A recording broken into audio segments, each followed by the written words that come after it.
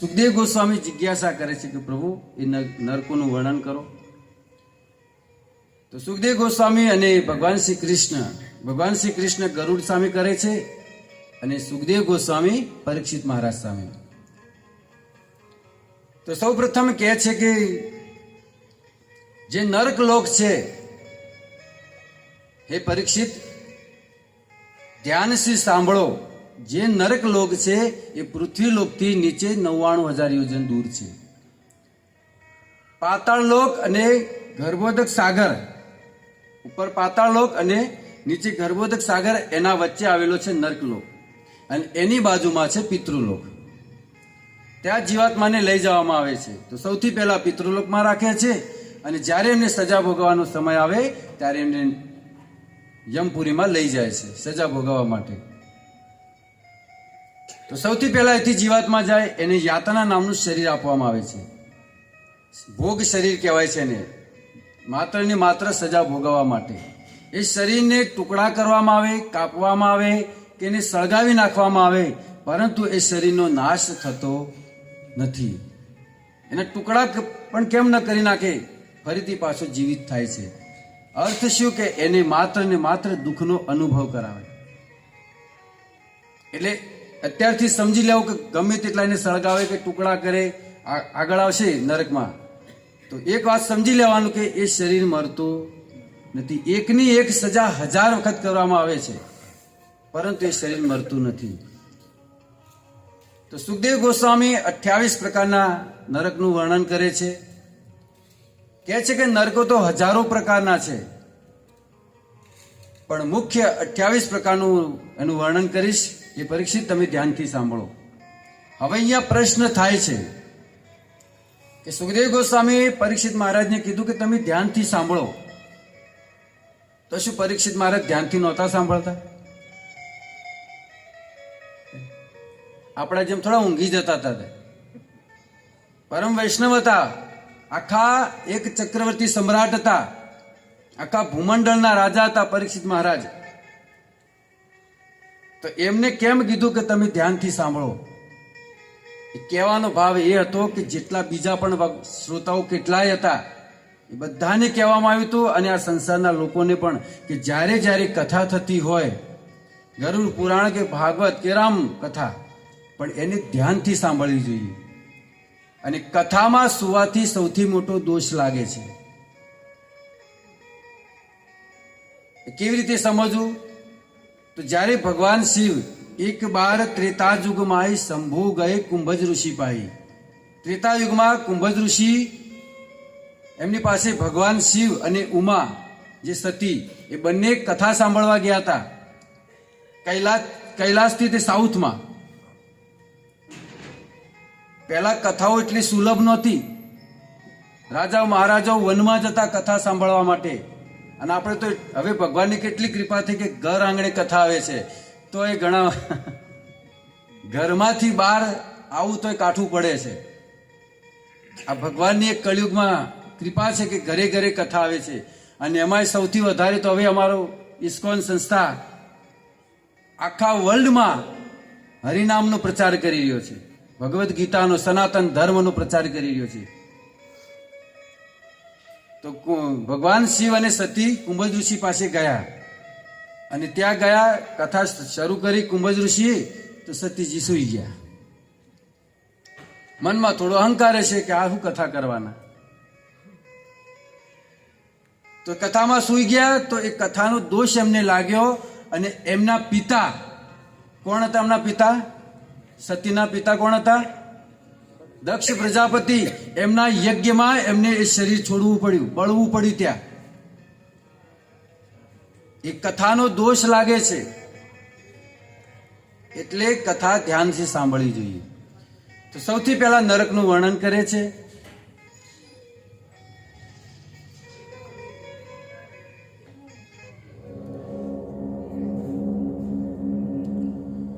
સૌથી પહેલા કુંભી પાર્કનું નરકનું વર્ણન કરે છે કે હે પરીક્ષિત, આ કુંભી પાર્ક જે નરક છે ને, એમાં કયા જીવાત્માને લઈ જવામાં આવે છે? જે લોકો માંસાહાર કરે છે, ઈંડા, માંસ, મચ્છી, કાંદા, લસણ બધું આવી ગયું સાહેબ. પ્રમાણ જોઈતું હોય તો પછી મંદિરે આવજો, હું તમને પ્રમાણ આપી દઈશ કે કાંદા લસણ પણ માંસ છે. તો જે લોકો માંસ ખાય છે એ લોકોને જેવી રીતે એ માંસને ફ્રાય કરે છે તેલમાં, એવી જ રીતે એ નરકની અંદર મોટી મોટી કઢાઈઓ લાગેલી હોય છે અને એમની ફ્રાય કરવામાં આવે છે ત્યાં. અને જેની તમે ફ્રાય કરીને ખાધી છે એ લોકોને તમારા ટુકડા ખવડાવવામાં આવે છે. આજે હું 28 પ્રકારના નરકોનું વર્ણન સાંભળી રહ્યો હતો. પરમ પૂજ્ય રાજેન્દ્ર ગોસ્વામી મહારાજ છે, બ્રજના સૌથી મોટા મહાન સંત છે, એ વર્ણન કરતા હતા કે એમના ટુકડા જેનું માંસ ખાધું છે એમને ખવડાવવામાં આવે છે. ટુકડા ખાઈ જાય એના પછી ફરીથી શરીર સાજું થાય, ફરીથી એના ટુકડા કરવામાં આવે. એવી રીતે એકની એક સજા 1000 વાર કરવામાં આવે છે. હવે આપણે તો તમે જાણો કેટલા પાપ કરીએ છીએ, તો કેટલા નરક ભોગવવાના છે, ક્યારે છૂટશું? તો એ જે માંસ ખાય છે એમને તેલની અંદર ફ્રાય કરવામાં આવે છે, ગરમ ગરમ તેલમાં. એ તેલમાં આગની લપટો લાગતી હોય છે અને ઊંધા માથે એમાં નાખે છે. તમે ઓલા પકોડા બનાવો ને એવી રીતે પકોડા બનાવવામાં આવે છે. આ કયું નરક છે? કુંભી પાક. જે લોકો માંસ ખાય છે, ઈંડા, માંસ, મચ્છી બધું, એમને આવા નરકમાં નાખવામાં આવે છે. ત્યારબાદનું નરક છે તપ્ત સુરમી. આ નરકની અંદર જે લોકો પર સ્ત્રી ગમન કરે છે, બીજાની સ્ત્રી સાથે સંગ કરે છે, એવા પુરુષોને માટે ત્યાં લોખંડની સ્ત્રીઓ બનાવેલી હોય છે. લોખંડની સ્ત્રી, અને એની એટલી હીટ કરવામાં આવે કે સ્ત્રી લાલ થઈ જાય. લુહારનું જે લોખંડ ગરમ થાય ને લાલ, એવું લાલ થઈ જાય છે ને એની સાથે એ પુરુષને જબરજસ્તી એ યમદૂતો એનું આલિંગન કરાવે છે. એનું શરીર બળીને ભસ્મ થઈ જાય છે. ફરીથી એનું શરીર સાજું થાય, મૂર્છિત થાય, ફરી સજા કરે, ફરી મૂર્છિત થાય, ફરી સજા કરે. એવી રીતે 1000 વાર સજા થાય છે જે લોકો બીજાની સ્ત્રી સાથે સંગ કરે છે. આયપાન નામનું નરક. જે લોકો દારૂ પીવે છે, અર્થાત બધો જ નશો, માવા મસાલા ખાતા હોય તો ત્યાં બધી જ હિસાબ છે કે આ ભાઈએ આટલા લીટર માવાનો રસ પીધો છે, આટલા લીટર દારૂ પીધો છે, બધો જ હિસાબ હોય છે. એક ગલ્લાવાળો કેટલાના ખાતા રાખે છે? હે ને, 100 થી 200 ખાતા એ રાખી શકે છે. નોર્મલ માણસ તો ચિત્રગુપ્ત નહીં રાખતા હોય. એમના ચોપડાની અંદર બધું જ વર્ણન છે. તો એટલા લીટર દારૂ હોય કે માવાનો રસ હોય, એટલા લીટર લોખંડનો રસ બનાવવામાં આવે છે. અને જબરજસ્તી યમદૂતો 2 મુખ ફાડે છે, એક ઉપરની તરફ ખેંચે છે અને એક નીચેની તરફ, અને ગરમ ગરમ એ લોખંડનો રસ એના મોઢામાં નાખવામાં આવે છે. એ રસ તમે એક અંગારો પણ જો હાથમાં પડી જાય, કેટલી ગરમી લાગે છે, હાથ બળી જાય છે ને, એ રસ એના મોઢામાં નાખવામાં આવે છે. એવો 1000 વાર. જેવો રસ એના મુખમાં જાય તરત જ મૂર્છિત થઈ જાય, મરી જાય છે તરત જ. ફરીથી સજીવન થાય, ફરીથી એને રસ પાવામાં આવે 1000 વાર. ત્યાર પછીનું નરક છે સંદર્શ. સંદર્શ નરકની અંદર જે લોકો જુગાર રમે છે, સટ્ટા જુગાર ચોરી કરવી, એ લોકોને હાથ બાંધવામાં આવે છે આમ, અને ગરમ ગરમ સાણસીથી અહીંથી લઈને આખા હાથની ચામડી ગરમ સાણસીથી ખેંચી કાઢવામાં આવે છે. ધીરે ધીરે 1000 વાર એવી એની સજા મળે છે. ત્યારબાદનું નરક છે તામસ સ્ત્રી. જે લોકો બીજાના પૈસા લઈને ઉઠી જાય છે, બીજાની સ્ત્રીને લઈને ભાગી જાય છે, આજકાલ ઘણું બધું આવું થાય છે. એ લોકોને ભૂખ્યા રાખવામાં આવે છે, અને ભૂખ્યા રાખીને એમની પાછળ 72 કૂતરા છોડવામાં આવે છે. સંખ્યા સુધી લખેલું છે. એ કૂતરા કેવા છે તો કે ગધેડા સમાન હોય છે, અને એ જીવાત્માની ઉપર કૂતરાઓ ત્રાટકે છે. એક કૂતરો મસ્તક લઈ જાય, એક હાથ લઈ જાય, એક પગ લઈ જાય, આખા શરીરના ટુકડા કરી નાખે છે. ફરીથી શરીર સાજું થાય છે, ફરીથી ટુકડા થાય છે. જે લોકો આવા ખરાબ કૃત્ય કરે છે ત્યારબાદનું નરક છે સાર મિયાદન. જે લોકો ખૂન ખરાબા કરે છે એમને એક કરવત ચાલતી હોય છે, એની અંદર ધીરે ધીરે એમના શરીરના ટુકડા કરવામાં આવે છે. ફરીથી પાછા ટુકડા સાજા થાય, ફરીથી એની સજા. એવી રીતે 1000 વખત એના ટુકડા કરવામાં આવે છે. આવી ભયંકર ભયંકર સજાઓ મળે છે. ત્યારબાદનું નરક છે પર્યાવર્તન. આ નરકની અંદર જે લોકો અતિથિનો સત્કાર નથી કરતા, ઘરે મહેમાન આવ્યા હોય અને આવો કહેવાનો સમય હોય નહીં, બાજુના ઘરે મહેમાન આવ્યા હોય, ભલે આપણે ન બોલતા હોય, પરંતુ એને આવકારો તો આપી જ દેવો. જો તમે આવકારો નહીં આપો તો પણ દોષી થશો. અને એવાને કેવી સજા છે? તો એમની માટે મોટા મોટા ગીધ બગલાઓ એની રાહ જોઈને બેઠા હોય છે અને એ જીવાત્માને એ લોકોની વચ્ચે નાખવામાં આવે છે. એમની તીક્ષ્ણ જે ચાંચ હોય છે એમના શરીરના છેદે છેદ કરી નાખે છે. આવી ભયંકર એમને સજા આપવામાં આવે છે. જે લોકો ભક્તિ નથી કરતા, સત્સંગ થતો હોય એની નિંદાઓ કરતા હોય છે કે જુઓ હવે બધું ચાલુ કર્યું છે આ લોકોએ, આવા લોકોને કેવી સજા આપે છે ખબર છે? મળ મૂત્ર કફ પિત્ત ને વાત, આ બધાનો એક કુંડ ભરેલો હોય છે, મળ મૂત્ર, અને એમાં ઊંધા માથે નાખવામાં આવે છે. એ મળ મૂત્રની અંદર 1000 વાર આવી સજા થાય છે. ઘણા લોકોને એમ થતું છે કે ભાઈ આવું થોડું હોય કાંઈ, આ નરક બરક થોડું હશે કાંઈ, આ બધી ખાલી કહેવાની વાતો છે. પણ ભક્તો, અત્યારે તમારી પાસે સમય છે. જો સમજી જશો તો તરી જશો, નહીં સમજો તો પછી બનાવ્યું તો છે જ, જાતે જઈને જોઈ લેજો. પછી હે ને, બનાવ્યું તો છે જ ને. અત્યારે નહીં માનો તો ત્યારે માનશો. કાનની બુટ્ટી પકડીને કે પ્રભુજી આવ્યા હતા અને આનું વર્ણન પણ કર્યું હતું, પણ હું એવો મૂર્ખ હતો તે સમજ્યો જ નહીં. અને પછી સુરદાસજી જેવું અવસર બીતી ગયો. પછી કોઈ સમય નહીં હોય તમારી પાસે, માત્ર ને માત્ર સજા ભોગવવાની હોય છે. અને ભક્તો, એવું નથી કે જેવો જીવ અહીંથી જાય તરત એની સજા ચાલુ થઈ જાય છે. 12 વ્યક્તિઓ સાક્ષી આપે છે. એક જીવની, એક જીવાત્માની 12 વ્યક્તિઓ સાક્ષી આપે છે. કયા કયા 12 વ્યક્તિઓ એના પણ નામ ગરુડ પુરાણમાં છે. તો કહે છે સૌથી પહેલા સૂર્ય સાક્ષી આપે છે. સૂર્યદેવ દિવસે એવું ખરાબ કામ કર્યું છે, સૂર્યદેવ જોઈ રહ્યા છે. તો તમે કહેશો રાતે કરશો, તો રાત્રિએ સાક્ષી આપે છે. હે ને? ચલો રાત્રિના તમે બચી ગયા તો કે છે હવા, જે વાયુ છે ને એ સાક્ષી આપે છે. હવે એવી કઈ જગ્યા હશે કે જ્યાં હવા ન હોય? હવા સાક્ષી આપે છે, આકાશ સાક્ષી આપે છે, અગ્નિ સાક્ષી આપે છે. આપણી આંખની જે નિમી છે ને, એ પલકારા જે મારી છે એ નિમી પણ સાક્ષી આપે છે. ત્યારબાદ ચંદ્ર, સાંજ, દિવસ, રાત, આ જેટલી દિશાઓ છે એ બધી દિશાઓ, પાણી, જમીન, અને આટલું બધી જે 12 વ્યક્તિઓ સાક્ષી આપે 11. પરંતુ એ જીવાત્મા હજુ માનવા તૈયાર થતો નથી કે નહીં, મેં તો આવું કાંઈ કર્યું જ નથી. એવા રેઢા ગુનેગાર હોય એટલે સ્વીકાર ન કરે કે ભાઈ મેં આવા કોઈ ગુના કર્યા નથી. પછી છેલ્લે એક વ્યક્તિ સાક્ષી આપે છે, એ જે આપણા અંદર રહેલો પરમાત્મા, કે બેટા તું જે કરતો હતો હું બધું જ જોઈ રહ્યો હતો, હું તારા અંદર જ બેઠો હતો. અને પછી એને લાઈવ બતાવવામાં આવે છે, જો તું જન્મથી લઈને અત્યાર સુધી જે કાંડ કર્યા છે જોઈ લે. હવે પછી કહેશે કે હવે, અને ટીવી તો ન્યાય છે.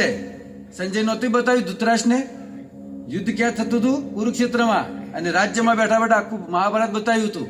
એવું નહીં કે આપણું જ મગજ ચાલે છે, આપણા કરતા વિશેષ ત્યાં સુવિધાઓ છે. તો આવી રીતે 12 વ્યક્તિઓ એ વ્યક્તિની સાક્ષી આપે છે. ત્યારે જીવાત્મા કાનની બુટ્ટી પકડે છે કે હા, મેં આ બધા ગુના કર્યા છે. ત્યારબાદનું આગલું નરક કે છે સૂચિ મુખ, જે માત્ર પૈસા કમાવામાં આખું જીવન વેડફી નાખે છે, પુત્ર પરિવારના ભરણ પોષણમાં. એને જેમ અહીંયા દરજીનું મશીન હોય છે ને, સિલાઈ મશીન, એવા મોટા મોટા મશીન હોય છે, એના વચ્ચે નાખવામાં આવે છે, એની સિલાઈ કરવામાં આવે છે. કેટલી વાર? 1000 વાર. પછીનું નરક છે અંધકૂપ. આ નરકની અંદર જે લોકો બીજાના લગ્નમાં જઈને વિઘ્ન નાખે છે, લગ્ન બગાડવા જ જાવ અમુક તો, કે કેમ કરીએ તો આના અવસર બગડે. આવા જે લોકો છે ને, એમને મોટા મોટા મચ્છર અને કરોળિયાનો કૂવો ભરેલો હોય છે, એની અંદર નાખવામાં આવે છે. ત્યારબાદનું નરક છે કાળસૂત્ર. કાળસૂત્ર નરકની અંદર જે લોકો શાસ્ત્રમાં વિશ્વાસ નથી કરતા, એ લોકોને ઊંધા લટકાવીને બહુ ભયંકર માર મારવામાં આવે છે. કારણ કે શાસ્ત્રમાં વિશ્વાસ કરવો એ જરૂરી છે. કારણ કે બીજું તો કોઈ અહીંયા કોઈ નરક તો અહીંયા તો કંઈ ખોલવાનું નથી કે બતાવીએ. જે છે શાસ્ત્રમાં વિશ્વાસ કરવો પડે છે. એક સાધારણ આપણે જો ડોક્ટર બનવું હોય તો ડોક્ટર બનવાની જેટલી બુકો હોય એમાં વિશ્વાસ રાખવો પડે કે ન રાખવો પડે?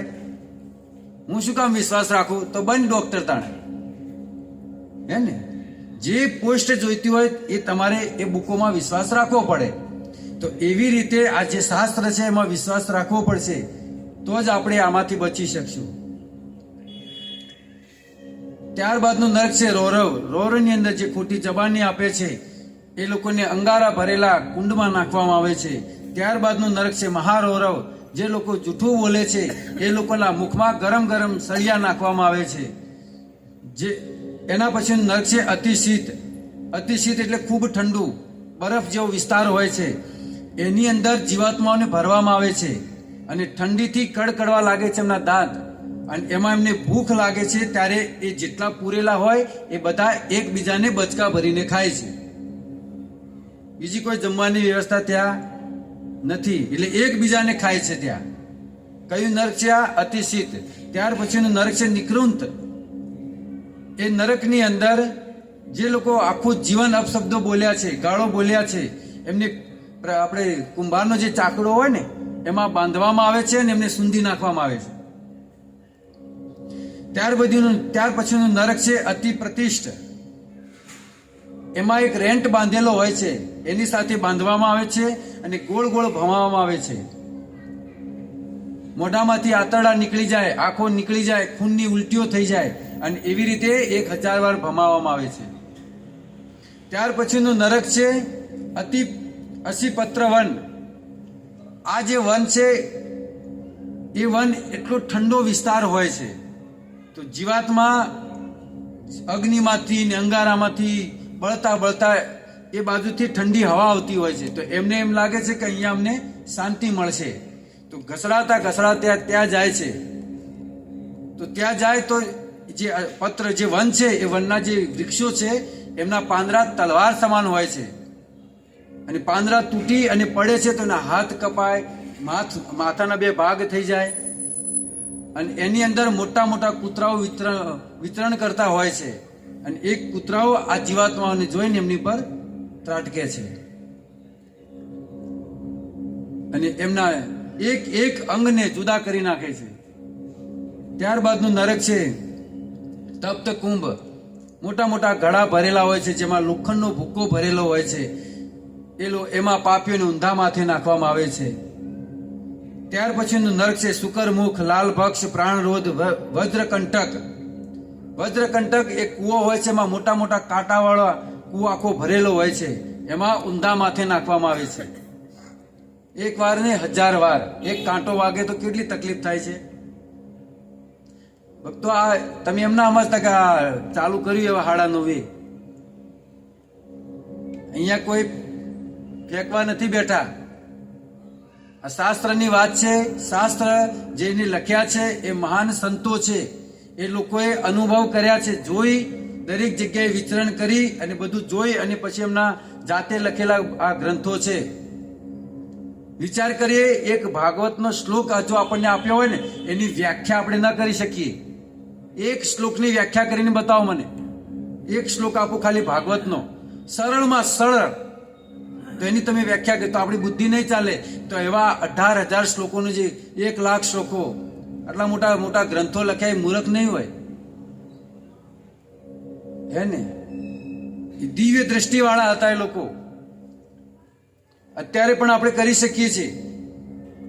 એક વ્યક્તિ 12 વર્ષ સુધી અખંડ બ્રહ્મચર્ય વ્રતનું પાલન કરે ને, 12 વર્ષ સુધી બ્રહ્મચર્ય વ્રતમાં સમજે છે પુરુષ લોકો, 12 વર્ષ સુધી અખંડ બ્રહ્મચર્યનું પાલન કરે તો બધું જ કરી શકે.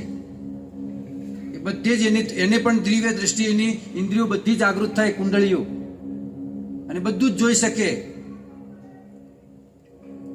તો ત્યાર પછીનું નરક છે અગ્નિ જ્વાળ. એમાં ભયંકર ભયંકર આગ લપટ મારતી હોય છે, એની અંદર નાખવામાં આવે છે.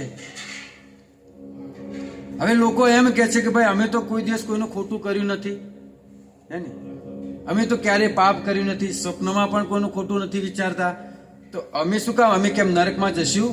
હા જશું. કેમ કે જાણે અજાણે પણ આપણાથી પાપ થાય છે. ગરમ પાણી કરવું, રસોઈ બનાવી, ઝાડુ મારવું, આ બધામાં જીવાત્માઓ મરે છે. તો એની પણ સજા આપણે ભોગવવી પડશે. તો આવી રીતે 28 પ્રકારના નરકોનું વર્ણન કર્યું. અને આ નરકોનું વર્ણન સાંભળી અને પરીક્ષિત મહારાજના રૂવાટા ઉભા થઈ ગયા અને ગરુડજી પણ કાંપવા લાગ્યા. ગરુડજી શું કામ કાંપે? એ તો ભગવાનનું વાહન છે, પણ એ કાંપે એટલા માટે કે ઓહો, આટલી ભયંકર સજાઓ મળે છે આ જીવાત્માઓને. તો બંનેને જિજ્ઞાસા થઈ કે હે પ્રભુ, આવા ભયંકર નરકથી બચવાના કોઈ ઉપાય ખરા? હે ને, ઉપાય બતાવો કે જે જીવાત્મા ત્યાં નરકથી બચી શકે. સુખદેવ ગોસ્વામી કહે છે કે હા, ઉપાય છે. એ ઉપાય આપણે પછી લઈએ. એના પહેલા જે જીવાત્મા અહીંથી મૃત્યુ પામીને જાય છે, તો એમની પાછળ 10 દાન કરવાના હોય છે. 10 પ્રકારના દાન. કયા કયા દાન છે?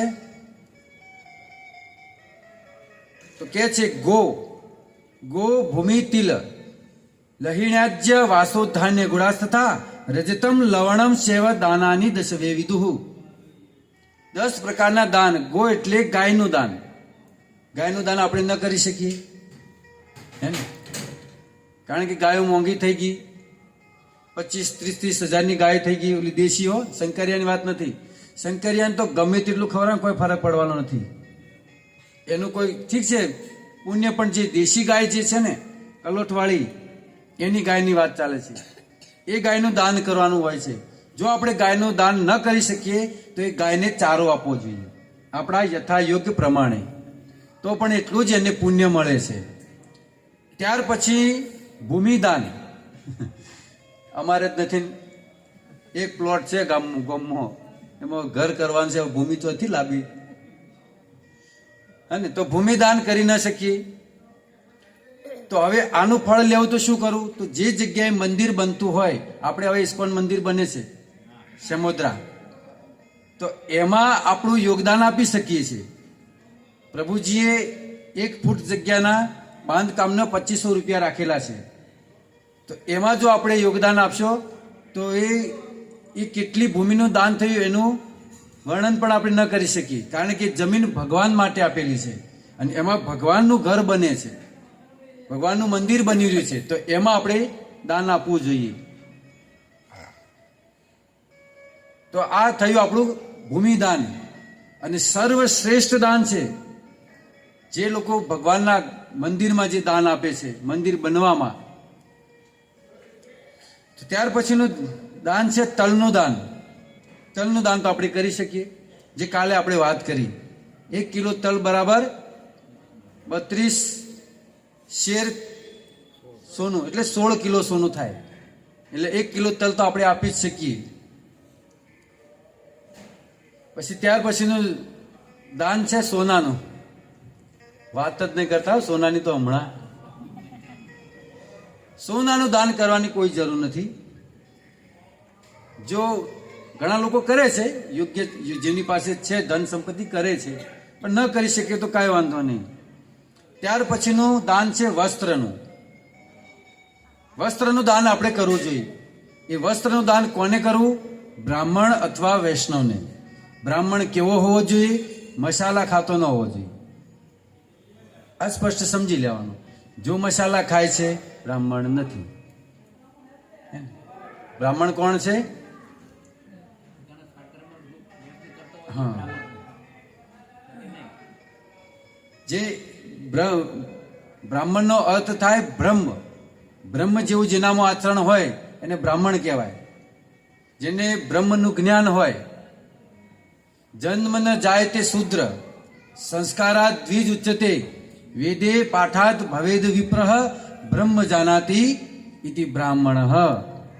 જે ભગવાનને જાણતો હોય, વેદોને જાણતો હોય, નશાથી મુક્ત હોય, એ છે બ્રાહ્મણ. તો બ્રાહ્મણ અથવા વૈષ્ણવને આપવું જોઈએ. ધોતી કુર્તાનું કાપડ આપી દેવાનું વૈષ્ણવોને. સૌથી શ્રેષ્ઠ છે વૈષ્ણવોને આપવું. 1000 બ્રાહ્મણને દાન આપવું બરાબર 1 વૈષ્ણવને આપવું. 1 વૈષ્ણવને દાન આપો, 1000 બ્રાહ્મણનું દાનનું ફળ તમને મળી જાય. કારણ કે ભગવાને શું કીધું છે? પ્રાણ થકી મને વૈષ્ણવ વાલા, પ્રાણ થકી મને વૈષ્ણવ વાલા. એટલે વૈષ્ણવને દાન કરી શકો છો. પછી છે અનાજનું દાન. અનાજનું દાન આપણે કરી શકીએ. એક તો જ્યાં ચબૂતરો હોય ત્યાં પણ કબૂતરાઓને નાખી શકો, અને જ્યાં ભંડારા ચાલતા હોય ત્યાં પણ આપણે આપણું યોગદાન કરી શકીએ છીએ. અથવા કોઈ ગરીબોને ખવડાવી શકીએ છીએ, બ્રહ્મ ભોજન કરાવી શકીએ છીએ. ત્યાર પછીનું છે ગોળ. ગોળનું દાન કરવું જોઈએ યથા શક્તિ પ્રમાણે. ચાંદીનું દાન છે. અને સૌથી સસ્તું દાન છે મીઠાનું. મીઠાનું દાન પણ આપણે કરી શકીએ છીએ. તો આ બધા 10 દાન છે, પણ સૌથી શ્રેષ્ઠ દાન એક છે. એ કયું દાન છે? શ્રીમદ ભગવદ્ ગીતાનું દાન. ભગવદ્ ગીતા જો કોઈને દાનમાં આપશો તો એ ભગવદ્ ગીતા વાંચી અને જો એ વૈષ્ણવ બની ગયો ને તો તમારું ઘર તો આમે આમ તરી જશે ભગવદ્ ધામ. હે ને? એક જો વૈષ્ણવ બની ગયો, તમે એને ગીતા આપી, વાંચી, ભક્ત બની ગયો તો તમારું ઘર તરી જશે. એ પોતાના ઘરનું પણ કલ્યાણ કરશે, બીજાનું પણ કલ્યાણ કરશે. એટલે સૌથી શ્રેષ્ઠ છે ભગવદ્ ગીતાનું દાન. મંદિરમાં અત્યારે ગીતા મેરેથોન ચાલી રહ્યું છે. તો અત્યારે આમ ભગવદ્ ગીતા 200 રૂપિયામાં મળે છે ઇસ્કોનની, પણ અત્યારે પ્રભુજીએ 150 રૂપિયા રાખેલો છે ભાવ. તો જો કોઈને લેવી હોય તો મંદિરેથી લઈ શકો છો, અને કોઈને ગિફ્ટ આપી હોય તો આપી શકો છો. તો આ સૌથી શ્રેષ્ઠ દાન છે ભગવદ્ ગીતાનું.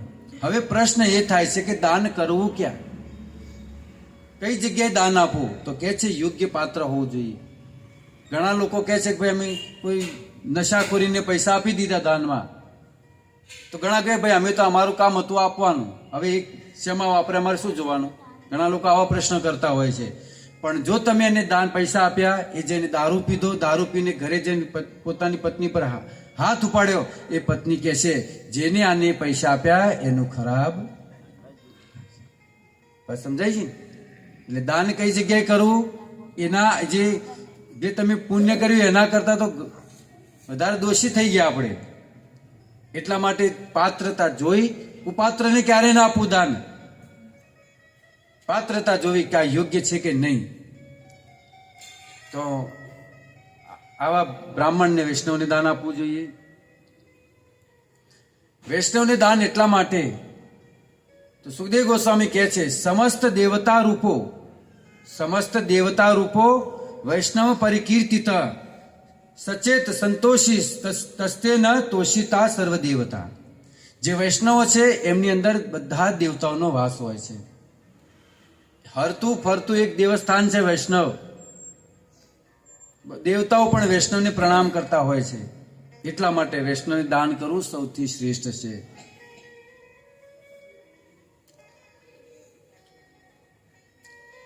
આગળ કહે છે વિષ્ણુ મુદ્રિશ્ય યત કિંચ વિષ્ણુ ભક્ત્યા દીયતે દાનમ તત વિમલમ પ્રોક્તમ કેવલમ મોક્ષ સાધનમ.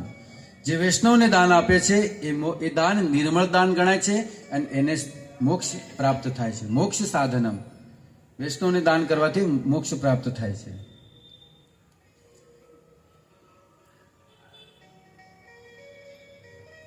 હવે જ્યારે કોઈ વ્યક્તિનું મૃત્યુ થયું હોય તો એના પછી શ્રાદ્ધની વિધિ કહે છે. આ સમજવી બહુ જરૂરી છે. જ્યારે મૃત્યુ થયું હોય તો એ જ સમયે એકોદિષ્ટ નામનું એક શ્રાદ્ધ કરવાનું હોય છે. એ જ જગ્યાએ કરવાનું. એક ગામની પાદરે કરે છે, ઓલા લાડુ બનાવીને કાસાનું એની અંદર મૂકે. એ શ્રાદ્ધ છે, શ્રાદ્ધ વિધિ છે. એ બધી કેમ કરીએ છીએ ખબર છે? કોઈ કહેશે મને શ્રાદ્ધ શા માટે આપીએ છીએ આપણે? ક્યારે જિજ્ઞાસા જ ન કરી. આપણું દુર્ભાગ્ય છે. એટલા માટે આપીએ છીએ શ્રાદ્ધ કે રસ્તામાં એને એ શ્રાદ્ધ મળે. જ્યારે યમદૂતો લઈને જતા હોય ને, શરૂઆતમાં પહેલા તો લઈ જ જાય છે યમદૂતમાં, પછી પાછો આવે છે 12 દિવસ.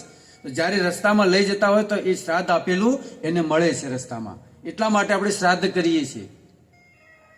પણ કાલે મેં કીધું વર્ણશંકર જાત હોય તો એને શ્રાદ્ધ મળતું નથી.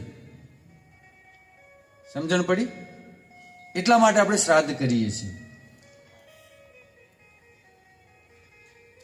અને અગ્નિ સંસ્કાર કર્યા પછી રડવું નહીં, એ કાલે વાત કરી દીધી. કેમ ન રડવું કહેશે કોઈ? આંખમાંથી નીકળેલા આંસુ, મોઢામાંથી નીકળેલા કફ એને જબરજસ્તી પીવા પડે છે. એટલા માટે અગ્નિ સંસ્કાર કર્યા પછી રડવું નહીં. હવે ગરુડજી પૂછે છે કે હે પ્રભુ, આ બધી વાત તો બરાબર છે, પણ જે વ્યક્તિનું અકાળ મૃત્યુ થયું હોય, અને જેમ કે કોઈ પત્ની હોય, એના પતિનું કોઈ પરલોકમાં મૃત્યુ થઈ ગયું, એનો દેહ એની પાસે મળ્યો નહીં, તો આની મુક્તિનો કોઈ ઉપાય ખરો? હે ને? હવે તમે જુઓ, કોઈ કેદારનાથ, બદ્રીનાથ આવી જગ્યાએ જતા હોય તો ત્યાં ઘણીવાર ગાડીઓ નીચે પડી જાય છે. હું ગયો તો કેટલીય ગાડીઓ નીચે પડી હતી, પછી કોઈ કાઢતો નથી. કોઈ એવી વ્યવસ્થા જ નથી કે નીકળે. રસ્તા એવા છે કે જો સામે ગાડી આવી જાય તો એક ગાડી નીચે નાખવી પડે, ત્યારે એક ગાડી જાય. પણ આગળથી એવી વ્યવસ્થા છે કે પહેલા જેટલી ગાડીઓ નીકળે અને છેલ્લી જે ગાડીઓનો નંબર આગળ આપી દેવામાં આવે કે આ નંબરની ગાડી છે. એ ગાડી નીકળી જાય એટલે પછી બીજી ગાડીઓ સામે નીકળે. છતાં પણ કોઈને ખરાબ ડ્રાઇવિંગના લીધે જો નીચે પડી ગયા તો પછી નીચે પડી ગયા. એમને પછી જાનવરો ખાઈ જાય, કોઈ કાઢે. કારણ કે એ 5000 ફૂટની ખાય છે, કોણ જાય નીચે? અને કાંઈ આવે નહીં. એટલે કે છે કે આવા જીવનું મૃત્યુ થયું હોય ને જેનું શરીર ન મળે તો એનો શું ઉપાય મુક્તિનો? કારણ કે અગ્નિ સંસ્કાર કરીએ ત્યાં સુધી અગ્નિ સંસ્કાર થઈ ગયા તો બરાબર, ન થાય તો એની મુક્તિ થતી નથી. એ પ્રેત યોનિમાં ભટક્યા કરે છે. તો એનો કોઈ ઉપાય કરો? ત્યારે ભગવાન કૃષ્ણ કહે છે હા, એનો ઉપાય છે. જે લોકોનું અકાળ મૃત્યુ થયું હોય, અકાળ મૃત્યુ એટલે જો ગળે ફાંસો ખાઈને મર્યા હોય, દવા પીને મર્યા હોય, રેલમાં કપાઈને મર્યા હોય, હે ને, એક્સિડન્ટ થઈને મર્યા હોય, કોઈ કામ કરતા હોય ઘરનું તો પાળખી તૂટી ગઈ પડ્યા નીચે તો એ મરી ગયા. આવા જે અકાળ મૃત્યુ છે, કોઈ રોગથી મરી ગયા, આજે કોરોના સમયમાં જેટલા લોકો મર્યા એ બધા અકાળ મૃત્યુ છે. તો આવા લોકોનું જેનું મૃત્યુ થાય છે એમના માટે નારાયણ બલિનું વિધાન છે. એની પાછળ નારાયણ બલિ કરાવી જોઈએ, જે કર્મકાંડી બ્રાહ્મણો કરાવે છે. સિદ્ધપુર કરાવે છે અથવા ગયા નામના ક્ષેત્રમાં જઈને કરાવવું. હવે જો એમ ના કરી શકીએ તો બીજો એક ઉપાય છે, સૌથી શ્રેષ્ઠ ઉપાય, કે એવા જીવાત્માની પાછળ શ્રીમદ ભાગવત કથા કરાવી જોઈએ. ભાગવત કથા કરાવો તો અકાળ મૃત્યુ હોય કે વર્ણશંકર જાત હોય, ગમે તે હોય, બધાની મુક્તિ થાય છે. એનું પ્રમાણ શ્રીમદ ભાગવતમમાં છે. ધુંધુકારીનો મોક્ષ થયો હતો. એ વર્ણશંકર જાત હતી, છતાં પણ કારણ કે એનું શ્રાદ્ધ પણ આપ્યું હતું ગોકર્ણજીએ. ગયા નામના શ્રાદ્ધમાં ક્ષેત્રમાં જઈને શ્રાદ્ધ આપ્યું તો એની મુક્તિ થઈ નહીં. પ્રેત યોનિમાં ગયો. પછી બધાને પૂછ્યું, તારે કીધું કે ભાઈ તમે પૂછો, બ્રાહ્મણો પાસે તો ઉપાય નથી, પણ સૂર્યદેવને પૂછો. તો સૂર્યદેવને ગોકર્ણજીએ પૂછ્યું તો કીધું કે ભાગવત કથા કરાવો. તો ભાગવત કથા કરાવી પછી ધુંધુકારીની મુક્તિ થઈ. ચતુર્ભુજ રૂપે પ્રગટ થયો, શંખ ચક્ર ગદા પદ્મ લઈને, અને ભગવત ધામ ગયો. એટલે ભાગવત કથા કરાવી જોઈએ. અને આ ભાગવત કથા કરાવી તો બહુ શ્રેષ્ઠ છે. ભલે અકાળ મૃત્યુ થયું હોય કે જાણે આયુષ્ય પૂરું થયું અને મૃત્યુ થયું હોય, પણ ભાગવત કથા તો કરાવી દેવી.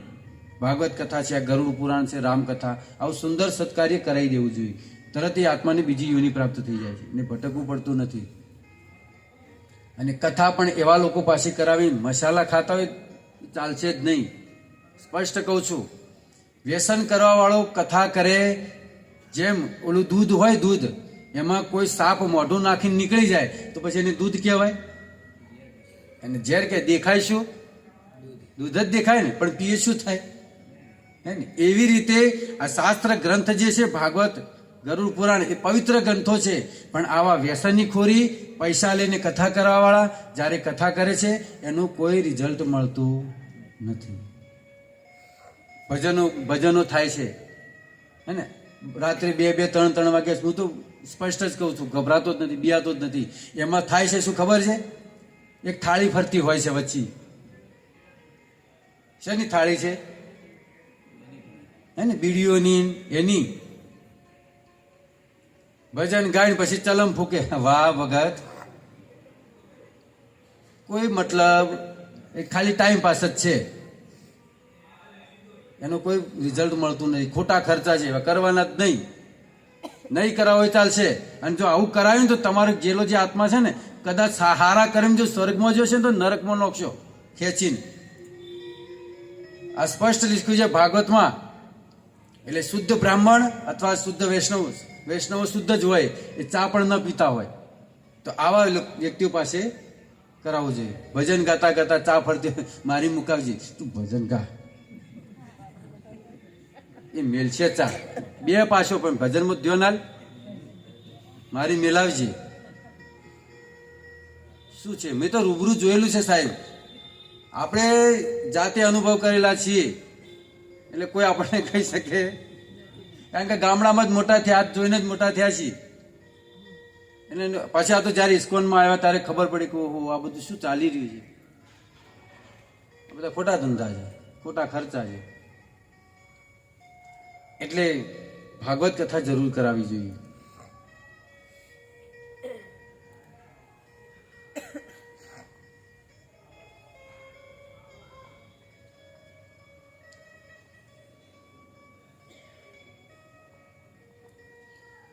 હવે જે નરકમાં જે જીવાત્માઓ જાય છે, એમને નરકમાં બચવાના ઉપાયો પૂછે છે કે કોઈ ઉપાય ખરા? તો સુખદેવ ગોસ્વામી કહે છે કે હા, એના ઉપાય છે.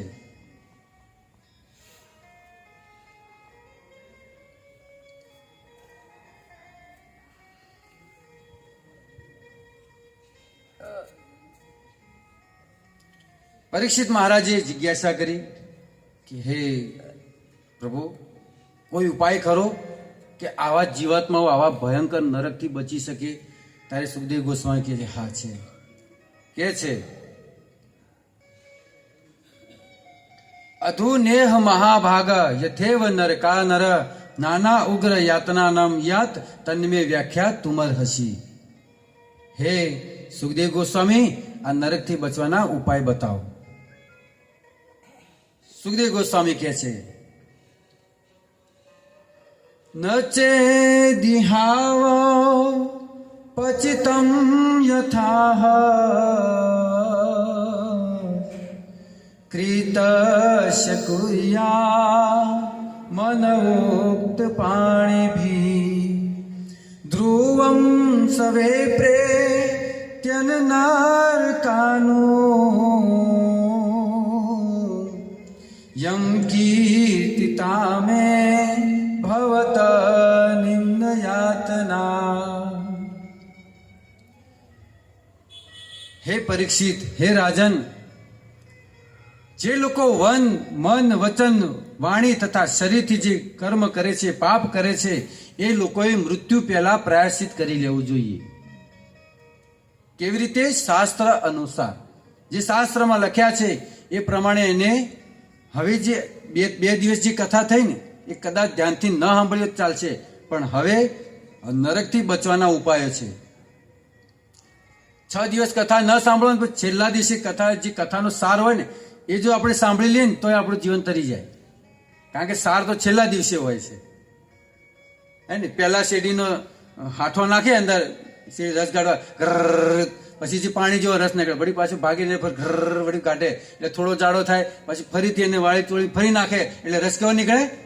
જાડો નીકળે, હે ને? એટલે સાર છે છેલ્લે, શેરડીના જે સાર છે ને છેલ્લે જે કાઢવામાં આવે ને સાર છે બહુ મીઠો હોય, અને એવો રસ જો એક ગ્લાસ મળી જાય તો આ એવી રીતે ભાગવતનો કથાનો જે અંતિમ જે દિવસ હોય, જે સાર હોય એ શ્રવણ કરવો જોઈએ. તો પ્રાયશ્ચિત કરી લેવું જોઈએ મૃત્યુ પહેલા, એ પણ શાસ્ત્ર અનુસાર. તો પરીક્ષિત મહારાજ કહે છે, દ્રષ્ટ સુતાભ્યામ યત પાપમ જાનનમ અપી આત્મનોહિતમ કરોતિ ભૂયો વિવશ પ્રાયશ્ચિતમ અથો કથમ. તમે જે પ્રાયશ્ચિતની વાત કરી રહ્યા છો, મને યોગ લાગતી, કોણ કહે છે? પરીક્ષિત મહારાજ કહે છે, મને યોગ લાગતી નથી. સુખદેવ ગોસ્વામી કેમ? સુંદર ઉપાય બતાવ્યો પ્રાયશ્ચિતનો. હા, તમે કહો છો, પણ મને આ બરાબર લાગતું નથી. કેમ? કે માણસ જાણે છે કે હું પાપ કરું છું, એ પાપ છે અને એની સજા મને નરકમાં મળશે, છતાં પણ જાણવા છતાં પણ એ વ્યક્તિ પાપ કર્મ કરે છે. તો એવા પ્રાયશ્ચિતનો શું અર્થ? આ તો પેલા હાથીના સ્નાન જેવું થયું. હાથી 1 કલાક સુધી તળાવમાં પડ્યો સ્નાન કરે અને પછી બહાર નીકળી અને બહારની જે રેત હોય એ સૂંઢેથી પાછી એની ઉપર નાખે. શું અર્થ રહ્યો નાવાનો? હે ને? ગંગાજીમાં ગયા હોય અને ત્યાં પાપ ધોઈને આવે અને પાછા પાલનપુરમાં આવીને ફરી શરૂ કરે. શું અર્થ ગંગાજીમાં સ્નાન કરવાનો? તો હે ગોસ્વામીજી, મને આ ઉપાય યોગ લાગતો નથી, મને બીજો કોઈ ઉપાય બતાવો. તારે સુખદેવ ગોસ્વામી કહે, કર્મણા કર્મ નિર્હારો નહીં આત્યતિક ઇષ્યતે અવિદ્યત અધિકારીત્વ પ્રાયશ્ચિતમ વિવર્શનમ.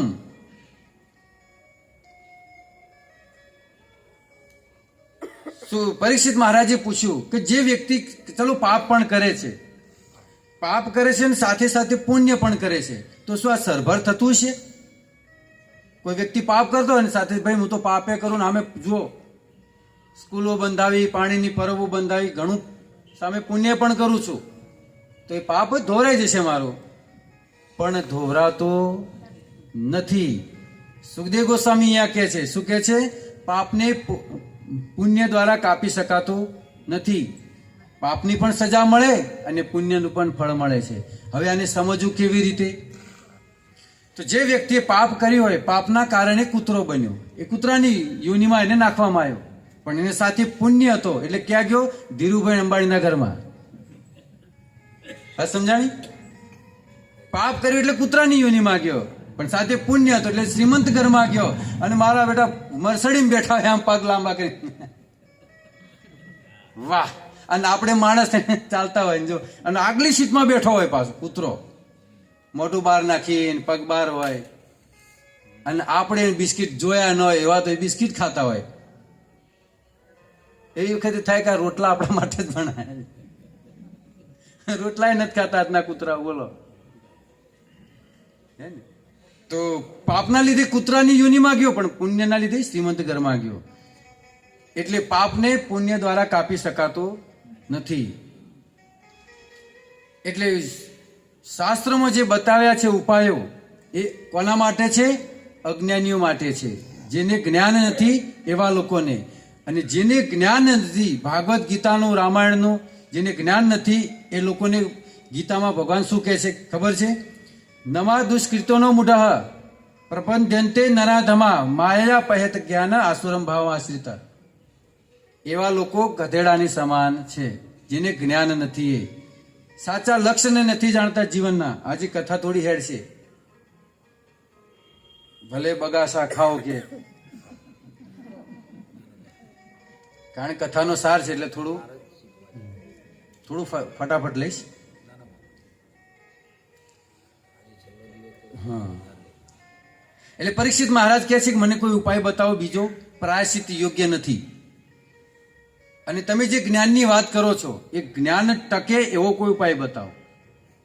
જાણે છે પણ તોય કરે છે, જ્ઞાન ટકતું નથી, તો એ જ્ઞાન ટકેના માટે કોઈ ઉપાય કરો. તો સુખદેવ ગોસ્વામી કહે છે નાશનતઃ પથ્યમેવાંતમ વ્યાઘાયો વિવંતિ અહમ નિયત કૃતરાજન સને ક્ષેમાય કલ્પતે. શું કહે છે કે જ્ઞાન ટકશે, પણ જ્ઞાન માર્ગ પણ સારો છે. હું તમને કહું છું કેવી રીતે જ્ઞાન ટકે. અને પરીક્ષિત, જ્ઞાન માર્ગ પણ શ્રેષ્ઠ છે, સારો છે. જો જ્ઞાન થઈ જાય તો માણસ બચી શકે છે ને. જેવી રીતે કોઈ દૂધમાં કોઈ ઝેર નાખેલું હોય તો એને ખબર પડી જાય કે આમાં ઝેર છે તો બચી જાય, હે ને. તો જ્ઞાનથી માણસ બચી શકે છે. તો પરીક્ષિત મહારાજ કીધું મને જ્ઞાન પણ યોગ્ય લાગતું. પ્રાયશ્ચિત યોગ ન લાગ્યું, હવે જ્ઞાન પણ યોગ લાગતું નથી. કેમ? કે કારણ કે માણસ જાણે છે કે ગુટકાની પડીકી ઉપર લખેલું હોય છે ને કે આ વસ્તુનું સેવન કરવાથી શું થાય છે? કેન્સર. દારૂની બોટલ ઉપર લખેલું જ હોય છે, તો જાણવા છતાં પણ એનું સેવન કરે છે. તો આવા જ્ઞાનનો શું અર્થ? હે ને, બધા જ જાણે છે, ઉપર લખેલું છે કે ભાઈ આનાથી કેન્સર થાય છે, છતાં પણ લોકો ખાય છે. તો જ્ઞાન ટકે એનો ઉપાય બતાવે છે સુખદેવ ગોસ્વામી. તપસા બ્રહ્મચર્યેણ સમેન ચ દમેન ચ ત્યાગેન સત્ય શોચાભ્યામ યમેન નિયમેન વા. તપસા બ્રહ્મચર્યેણ, જો કોઈ વ્યક્તિ બ્રહ્મચર્ય વ્રતનું પાલન કરે તો એને જ્ઞાન ટકી શકે છે. એનું પ્રમાણ છે વિવેકાનંદજી. વિવેકાનંદજીએ અખંડ બ્રહ્મચર્ય વ્રતનું પાલન કરેલું, તો એ ગ્રંથ જોવે તો એમને યાદ રહી જતું. એક જ વાર નજર નાખે તો એમને યાદ રહી જતું. અને તપસ્યા કરવી, નિયમોનું પાલન કરવું, શુદ્ધ રહેવું, પવિત્ર રહેવું, આવા જો કોઈ નિયમોનું પાલન કરશે તો એ નરકથી બચી શકશે. તો પરીક્ષિત મહારાજ કહે છે કે મને આ યોગ્ય લાગતું નથી. હજી પરીક્ષિત મહારાજ કહે છે કે જ્ઞાન માર્ગ પણ મને યોગ્ય લાગતો નથી. સુખદેવ ગોસ્વામી કે નહીં, જો જ્ઞાન હશે તો એના બધા પાપ બળીને ભસ્મ થઈ જશે. કેવી રીતે? કોઈ જંગલની અંદર દાવા અગ્નિ લાગે અને એમાં વાંસ બળીને ભસ્મ થઈ જાય છે, એવી રીતે એના બધા જ પાપ બળીને ભસ્મ થઈ જાય છે. તો પરીક્ષિત મહારાજ કે તમારી વાત સાચી છે. જ્ઞાન થવાથી પાપ બળીને ભસ્મ થઈ જાય, પરંતુ તમે જે વાસ બળવાની વાત કરી દાવાગ્નિ, એ વાસ બળી જાય તો ખરો. જો ધ્યાનથી સમજજો, થોડું ફિલોસોફી છે. એ બળી જાય તો ખરું, પણ જ્યારે વરસાદ આવે એટલે ફરી પોંગરે છે, હે ને. વરસાદ આવવાથી એ વાંસ ફરી એને ફંટા ફૂટે છે. એટલે જ્ઞાનથી પાપ બળે છે, પણ પાપ કરવાની જે વૃત્તિ છે ને એ બળતી નથી. એટલે વાસ તો બળી ગયો, પણ જે ઉગવાની જે વૃત્તિ હતી ને એ તો વરસાદના ટીપા પડવાથી ફરી ઉગી ગયો. એવી રીતે જ્ઞાન હશે ખરું, પણ પાપ કરવાની વૃત્તિ બળશે નહીં. મોટા મોટા જ્ઞાની લોકો છે તો કેવા કાંડ કરે છે, તમે જુઓ છો ને. મોટા મોટા કહેવાતા મહંતો જે જેલમાં છે, જ્ઞાન છે કે નથી? તોય પાપ કરવાની જે વૃત્તિ હતી ને એ ન બળી. એટલે છેલ્લે પરીક્ષિત મહારાજ કહે છે કે તમે જુઓ કે એટલે જ્ઞાન માર્ગ ને યોગ્ય નથી. પછી તમે તપસ્યાની વાત કરી. હવે તપસ્યા આ કળિયુગમાં કોણ કરી શકે? એક દિવસ હવન હોય ને, એક દિવસનો હવન, તો યજમાનો થાકી જાય છે અને બ્રાહ્મણને ઈશારો કરે, જઈ આવી થોડી વાર. ભૂદેવ કે ના, જવાતું છે યજ્ઞમાં, ચાલુ યજ્ઞમાં લ્યોન હોવાની. હા જો ચાલે, જવાય, જઈને આવો રાજો. એક દિવસ યજ્ઞમાં બેસવું હોય ને તો નથી બેસાતું. એક દિવસ એકાદશી વ્રતનું પાલન કરવું હોય તો નથી થતું. નવરાત્રિના ઉપવાસ કરવા હોય તો ઉપવાસ કરીને બેઠા તો ખાર જેવા થઈને બેઠા હોય, આ તો ઉપવાસ છે કે. પણ કને કીધું તને ઉપવાસ કરવાનું? ખાઈ લે કે. પછી એ ઉપવાસની રી ઘરવાળા ઉપર ખાટે. શું કામ તકલીફ લે છે? ભાઈ ખાઈ લે, એના કરતા ખાઈને શાંતિથી ભજન કરે, હે ને, એ સારું છે. ભૂખ્યો રહીને વળકા નાખે એના કરતા ખાઈ લેવું સારું. એટલે તપસ્યા યોગ્ય નથી, જ્ઞાન યોગ્ય નથી, તપસ્યા યોગ્ય નથી, પવિત્રતા પણ કોઈ રહેતું નથી, હે ને, નિયમોનું કોઈ પાલન કરતું નથી. અને એક બહુ સુંદર ઉદાહરણ આપ્યું એમની તપસ્યાનું. એક સોબરી ઋષિ હતા. એ સોબરી ઋષિ 60,000 વર્ષ સુધી એક નદીમાં તપસ્યા કરી 60,000 વર્ષ સુધી, પણ એ નદીમાં એક માછલીનું મૈથુન જોઈ અને એમને તપસ્યાનું ભંગ થઈ ગયું અને એમને લગ્ન કરી લીધા. શું અર્થ છે તપસ્યા? પૂરું થઈ ગયું ને તપસ્યા. એટલે આ બધા માર્ગ મને યોગ્ય લાગતા નથી. એટલા માટે હવે તમને હાથ જોડીને કહું છું કે આ બધા ઉપાય રહેવા દો.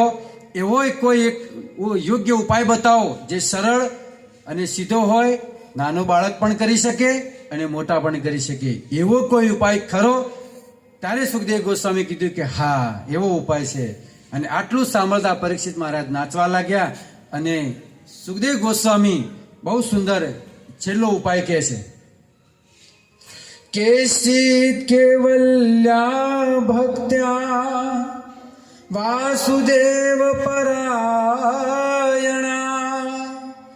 અઘમ ગુણવંતિકાસ્તેના નિરાહારમિવાંબસ. શું કે છે? કેચિત કેવલ્યા ભક્ત્યા. જો હવે અહીંયા સિદ્ધાંતની વાત છે. સુખદેવ ગોસ્વામી પોતાના મુખેથી કહે છે કેચિત કેવલ્યા ભક્ત્યા. કોની ભક્તિ કરવી જોઈએ? તો કહે છે વાસુદેવ પરાયણ. વાસુદેવ કોણ? ભગવાન કૃષ્ણ. વાસુદેવ કેમ નામ પડ્યું? વસુદેવના પુત્ર છે એટલે વાસુદેવ. અઘમ ગુણવંતી કાસને, મોટા મોટા પાપ હશે, અપરાધો છે, એ બધા જ બળીને ભસ્મ થઈ જશે અને નરકથી બચી શકશે, નરકમાં જઈ શકશે નહીં.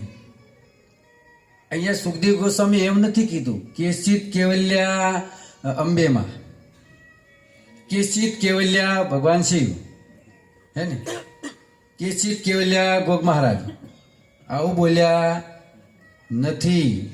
ભાગવતનો શ્લોક છે કેચિત કેવલ્યા ભક્તા વાસુદેવ. ભગવાન કૃષ્ણની જો ભક્તિ કરશો ને તો જ બચી શકશો, બાકી અન્ય કોઈ ઉપાય નથી. હવે કરવું, અપનાવવું ન અપનાવવું તમારું પર છે. અહીંયા મારું કર્તવ્ય મેં પૂરું કર્યું. તો ભગવાન કૃષ્ણની જો ભક્તિ કરશે તો બચી શકશે.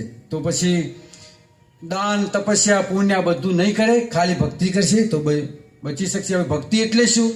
અહીંથી જે કથા બોલાય છે તમે સાંભળો છો, આ ભક્તિ છે. ભગવાનનું નામ લેવું એ ભક્તિ છે. ભક્તિમાં કોઈ ઘર છોડીને નીકળી જવું, લાલ કપડાં પહેરી લેવા, હે ને, જોગટા બની જવું, એ જરૂરી નથી. ભક્તિ ઘરે રહી. તમે જુઓ 12 મહાજન છે, 12 મહાજનમાં 7 જે છે ને એ તો ગ્રહસ્થ છે, હે ને.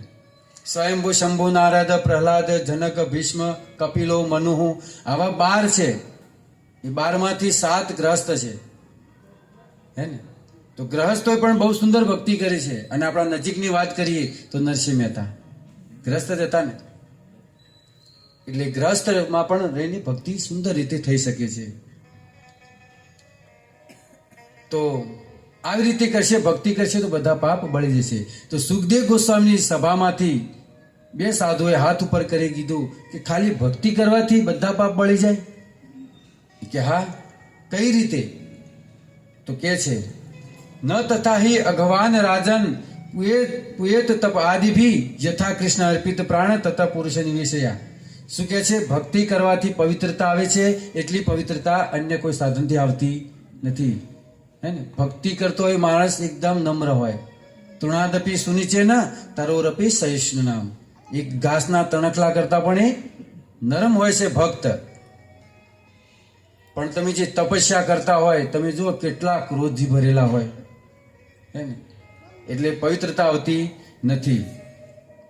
એટલી જેટલી ભક્તિ કરવાથી આવે છે.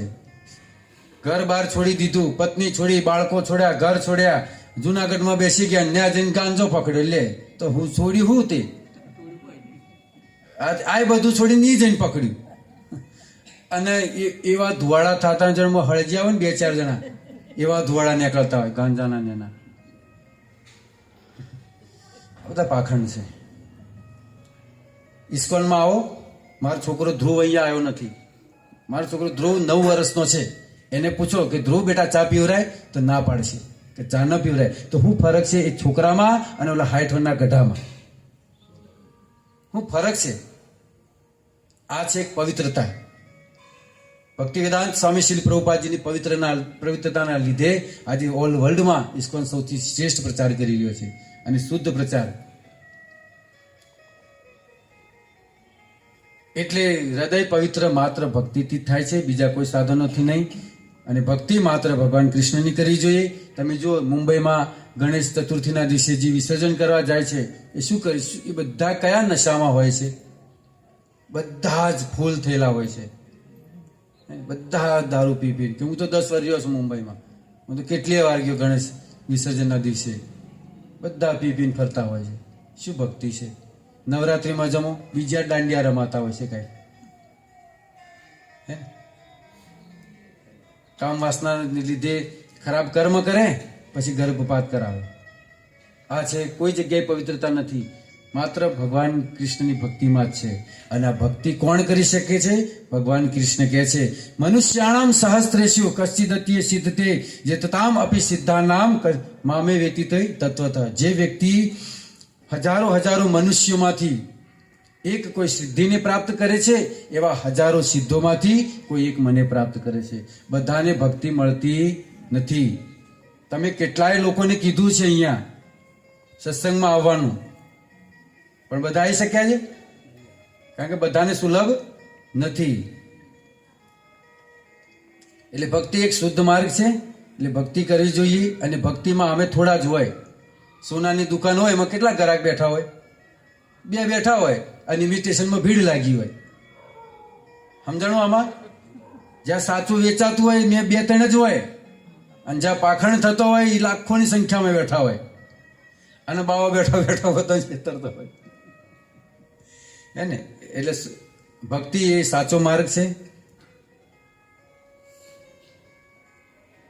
અને જે લોકો ભક્તિ કરે છે એમના સ્વપ્નમાં પણ યમદૂતો ક્યારે આવતા નથી. અને યમરાજજીએ યમદૂતોને કીધું છે, ભૂતાની વિષ્ણુ સુરપુંજિતાની દુર્લિંગાની મહત અદ્ભુતાની રક્ષંતી તત ભક્તિ મમ પરેભ્યો.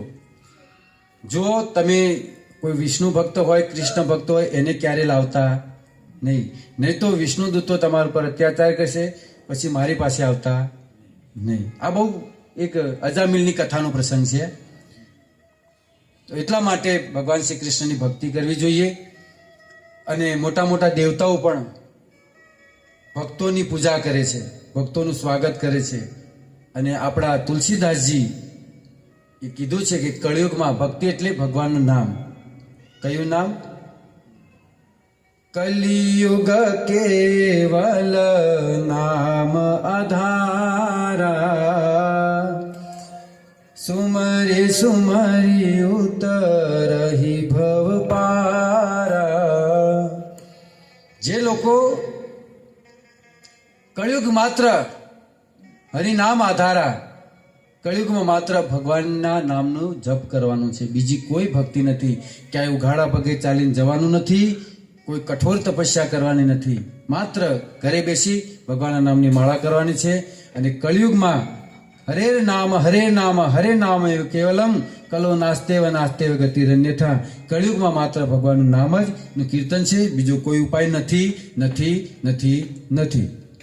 ન અન્યથા કોઈ ઉપાય નથી. એટલા માટે ભગવાન કૃષ્ણનું ભક્તિ કરવી જોઈએ. હવે કયા મંત્રનો જપ કરવું એ પણ કહે છે. કલિસંતર ઉપનિષદની અંદર કહે છે, હરે કૃષ્ણ કૃષ્ણ કૃષ્ણ હરે હરે, હરે રામ રામ રામ હરે હરે, ઇતિ ષોડશક નામ કલિકલમશ નાશનમ નાદ પરતરયો ઉપાય સર્વ વિદેશી સર્વથા. માત્ર હરે કૃષ્ણ જે મંત્ર છે એ કળિયુગમાં એનો ઉચ્ચાર કરવો જોઈએ. સામા લખેલું છે કલિસંતર ઉપનિષદ જે છે એની અંદર.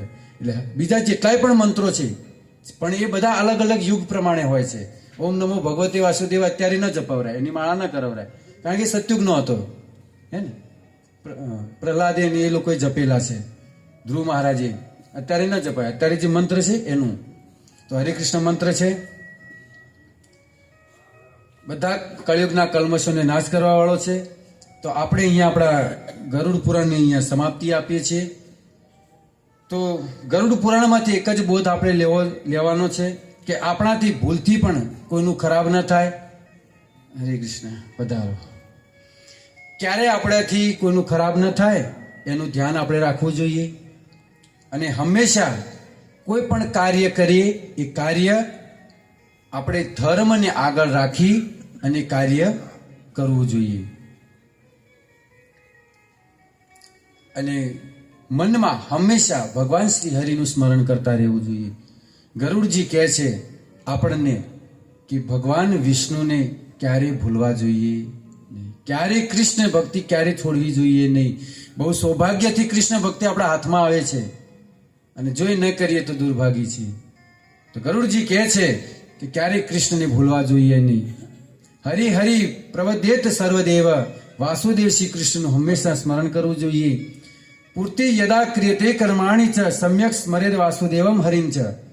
કે છે આપણે એવું કાર્ય કરીએ જેનાથી ભગવાન પ્રસન્ન થાય. આપણે જે પણ કાર્ય કરીએ એ કાર્યથી ભગવાન પ્રસન્ન થાય એવું કાર્ય કરવું જોઈએ. કોઈ પણ કાર્ય ધર્મ વિરુદ્ધ ન કરવો, ધર્મને આગળ રાખી ગીતા ભાગવત રામાયણના આધાર રહી અને આપણે કર્મ કરવું જોઈએ. તો અહીંયા હું ગરુડ પુરાણને વિરામ આપું છું. મારાથી કોઈ જો કઠોર શબ્દ નીકળ્યો હોય તો હું આપનો જ પુત્ર છું. એક નાનો ભાઈ સમજીને મને ક્ષમા કરજો, કારણ કે સત્ય કહેવું એ અમારું કર્તવ્ય છે. અમે ઓલા મીઠા મીઠા ગુણ નથી ગાતા. જેને હે ને સમજાય છે ને, તમને સારું લાગે કે ન લાગ્યું હોય, સત્ય કહેવું અમારું કર્તવ્ય છે. અમને કોઈ એવી કોઈ લોભ કે એવી કોઈ આશા પણ નથી.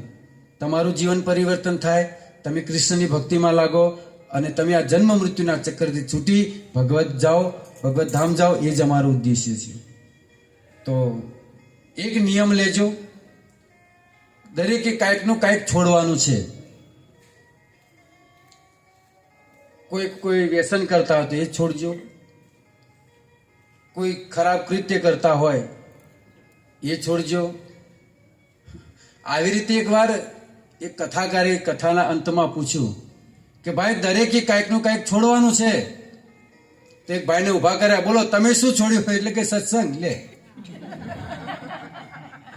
આજથી સત્સંગ છોડ્યો બાપુ. સત્સંગમાં જઈએ તો બીજું કંઈક છોડવું પડે કે? એટલે સત્સંગ છોડવાનો નથી. એટલે જે પણ ભૂલ થઈ હોય, કઠોર શબ્દ બોલાણો હોય તો મને ક્ષમા કરજો. હવે અહીંયા હું મારી વાણીને વિરામ આપું છું, પછી આપણે ભજન લેશું. તો ઇતિ ગરુડ પુરાણ અંતર્ગત બ્રહ્મકાંડ સમાપ્ત, ગરુડ પુરાણ સમાપ્ત. શ્રી ગરુડજી મહારાજ કી, કૃષ્ણ કનૈયા લાલ કી, સુખદેવ ગોસ્વામી મહારાજ કી, પરીક્ષિત મહારાજ કી. હરે કૃષ્ણ કૃષ્ણ કૃષ્ણ હરે હરે, હરે રામ રામ રામ હરે હરે.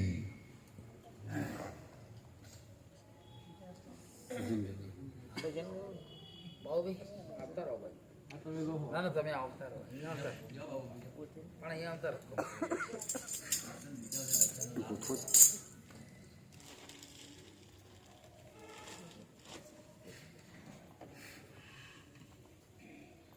બે ભજન પછી તમે એક ભજન લેશો અને એના પછી આપણે શ્રદ્ધાંજલિ પ્રાર્થના. હા, કાંઈ વાંધો અને બે ભજન પછી બહુ એક ભજન લેશે પછી.